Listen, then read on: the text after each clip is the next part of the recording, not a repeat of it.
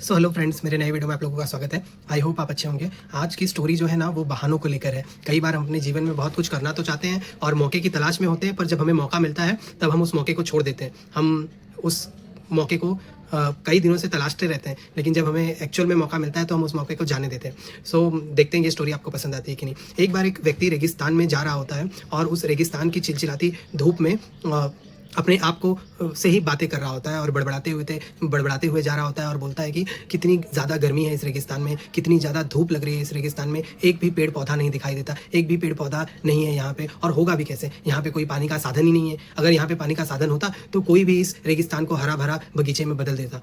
और ऐसा बोलकर वो आगे अपने कदमों को तेज बढ़ाते हुए जा रहा होता है। तभी उसे आगे एक कुआं दिखाई देता है और वो कुआं देखकर आश्चर्यचकित रह जाता है, क्योंकि वो उस रास्ते से अक्सर गुजरा करता था और कभी उसने इस रास्ते में कुआं देखा ही नहीं था, और आज उसे कुआं दिखाई देता है। और तभी उस कुएं को देखकर वो बोलता है, कुआं तो है लेकिन यहाँ पे पानी निकालने का कोई साधन ही नहीं है।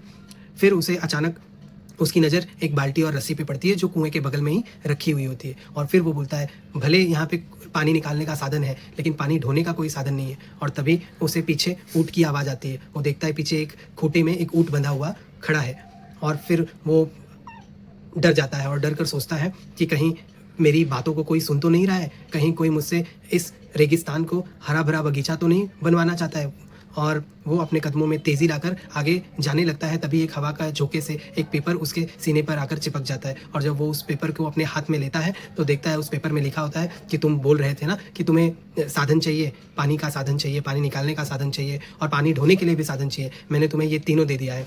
अब तुम इस रेगिस्तान को एक बगीचे में बदल दो। कुछ समय के लिए वो व्यक्ति उस जगह पे खड़ा रहता है और तभी वो पलटकर अपने कदमों को तेज बढ़ाकर चुपचाप वहाँ से चला जाता है।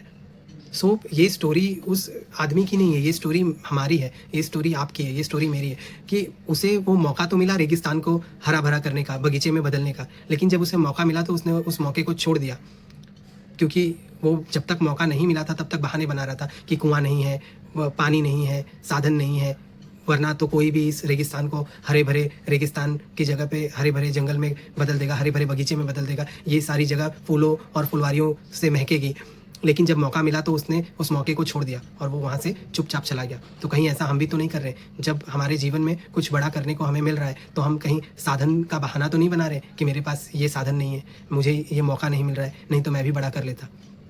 कई बार साधन हमारे आसपास ही होता है, बस हमें उसे ढूँढने की ज़रूरत होती है, बस उसे हमें पहचानने की ज़रूरत होती है कि ये मेरे जीवन को बदल सकता है, मैं इसकी मदद से अपने जीवन को बदल सकता हूँ। अगर आपको ये स्टोरी अच्छी लगी तो please like, share and comment.